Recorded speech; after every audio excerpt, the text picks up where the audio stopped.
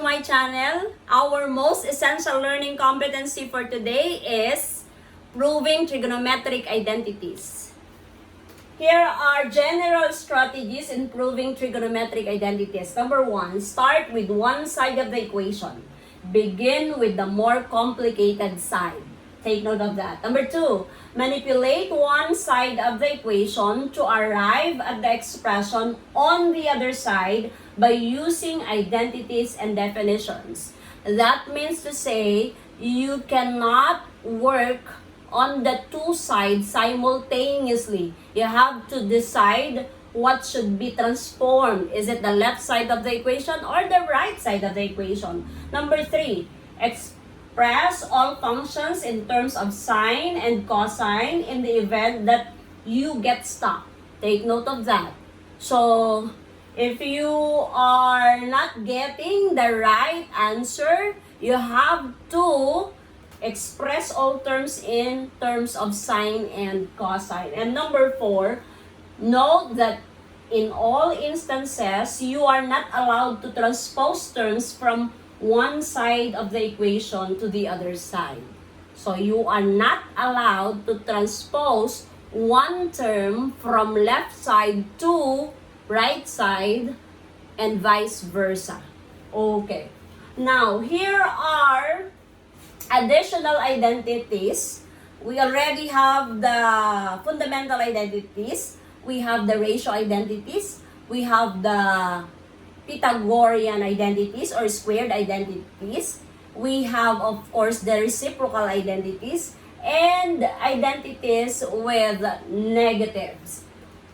We will be adding 3 more sets, and these are double angles identities, half angles identities, and sum and difference identities. Of course, I will just be asking you to copy everything so that you can, of course, apply this in proving identities. Examples. Prove the following identities. Number 1, cosecant of theta minus 1 times sine theta plus 1 equals cosine theta cotangent of theta. So, of course, for me, this one is more complicated than this. So, I will be transforming this into this form. How? So, I will be multiplying this since this one is multiplication. This is cosecant of theta, sine of theta. This one is cosecant of theta. This one is negative sine theta. And this one is negative 1. Okay. So now, we know that the reciprocal of sine theta is equal to 1 over cosecant. So if we'll multiply the 2, that is equal to 1. Therefore, I can write this as 1.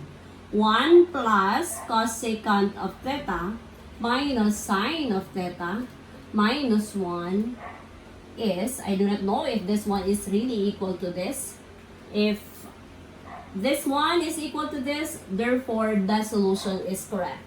Next, 1 minus 1 is of course 0. So, our aim is to have this kind of expression. Therefore, I will be getting the reciprocal of this. This is 1 over sine of theta minus sine of theta. So this is over 1. I can cross multiply 1 minus sine squared theta over sine theta. Cross multiply. 1 sine squared over sine theta. So, my aim is to have this one. This is cosine theta cotangent of theta. This is our aim. So, how am I going to express this that way? So, I have an identity, the Pythagorean identity, cosine squared theta plus sine squared theta is equal to 1. So, if I will transpose this one to the other side, cosine squared theta will be 1 minus sine squared theta. Therefore, I can write it as cosine squared theta over sine theta. So we need cosine theta and then cotangent. So I can rewrite it as cosine of theta times cosine of theta over sine of theta. So we know that cosine over sine is of course cotangent. Therefore, we have cosine theta, cotangent of theta is equal to this. Cosine theta, cotangent. Example number 2, we have sine squared theta plus cotangent squared theta plus 1 over secant squared theta equals cosecant squared theta. Of course, I will be transforming this one because this is the more complicated side. So I know that 1 over secant squared theta is cosine squared theta. This is cosecant squared theta. Okay, so we have an identity here. This one is Pythagorean identity. Sine squared plus cosine squared is equal to 1. So therefore, this one is 1 plus cotangent squared theta is equal to cosecant squared theta. Remember that this one is also one of the Pythagorean identities, which is equivalent to cosecant squared theta. Therefore, cosecant squared theta is equal to cosecant squared. Example 3. We have cos theta over 1 plus sin theta equals 1 minus sin theta over cos theta. So I will be working on this side. I will multiply the numerator and the denominator by the conjugate. The conjugate of 1 plus sine is 1 minus sine. Okay. So this is cosine of theta, 1 minus sine. This one is product of the sum and difference of two terms. So this is 1 minus sine squared theta. We know that 1 minus sine squared is equivalent to, of course, cosine squared. That is from Pythagorean identity.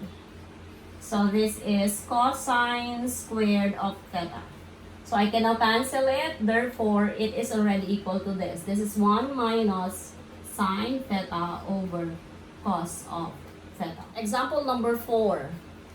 We have 1 minus secant y over sine y minus tangent y equals cosecant y. So here, I will be transforming this side into cosecant y because this one is more complicated.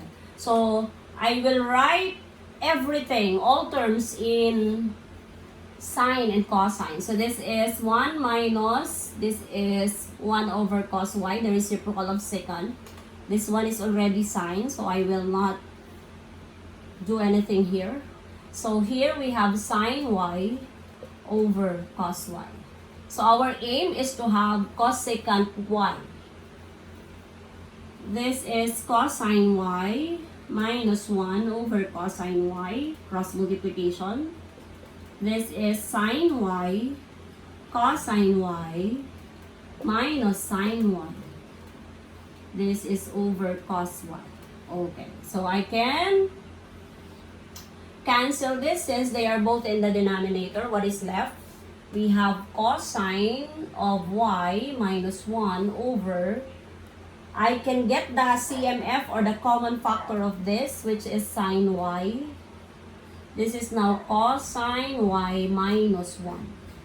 So I can now cancel it. So what is left is 1 over sine y.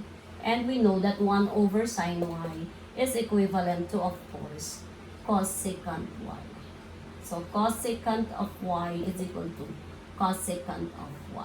Example 5, we have secant raised to 4x minus tangent raised to 4x equals secant squared x plus tangent squared x. So I will be transforming this again into secant squared x plus tangent squared x. This one is factorable as difference of two squares. So therefore, this is secant raised to 4x, raised to 2x rather, minus tangent squared x, and then secant squared x plus tangent squared x. Okay. So we know that secant squared x minus tangent squared x is equal to 1. 1 times secant squared x plus tangent squared x, therefore, is equal to secant squared x plus tangent squared x. Why is it this one is equal to 1? We have the Pythagorean identity, tan squared x plus 1 is equal to secant squared x. If we'll transpose that, that is secant squared x minus tangent squared x is equal to 1. So that's why it's equal to 1. That's how you manipulate. Example number 6. We have cosine quantity a plus b plus cosine quantity a minus b over sine quantity a plus b minus sine quantity a minus b is equal to cotangent b. I will be manipulating this side because this one is of course the more complicated side. I will be transforming it into cotangent of b. We have here a plus b and a minus b, so we will be using the sum and difference identities. We have cosine x minus y is equal to cosine x, cosine y, plus sine x, sine y. So applying that, we have here cosine a, cosine b. If that one is plus, that will be minus sine a, sine b. So if this one is minus, that will be plus. This one is for this one alone. Okay. So plus, this is cosine A, cosine B, plus, this is sine A, sine B. Okay. So over, for sine A plus B, so we have here sine x plus y is equal to sine x cosine y plus cosine x sine y. So applying that, that will be sine A cosine B plus cosine A sine B. Again, this one is for sine A plus B only. For the second, we have minus, we have sine A cos B. If this one is plus, that one will be plus also. So we have, if that is minus, that will be minus. Minus cos A sine B. Okay. Now, since this one is addition, I can now remove the parentheses or the grouping symbol. So this is cosine of A, cosine of B, minus sine A, sine B, plus cos A, cos B, plus sine A, sine B. Okay, over. This one is sine A, cos B plus cos A sine B. I can distribute the sign here. This becomes negative sine A cos B. And the other one is cos A sine B. Okay. Cos A, cos B. We have cos A, cos B. So that is 2 cosine of A, cosine of B. This one is already cancelled because they are the same. Sine A, sine B negative and positive sine A, sine B. So here we can cancel sine A and cosine B. Okay. So what is left? We have 2 cosine A, sine B. Then cancel cosine A and 2 of course. This one is equivalent to cosine B over sine B is cotangent B.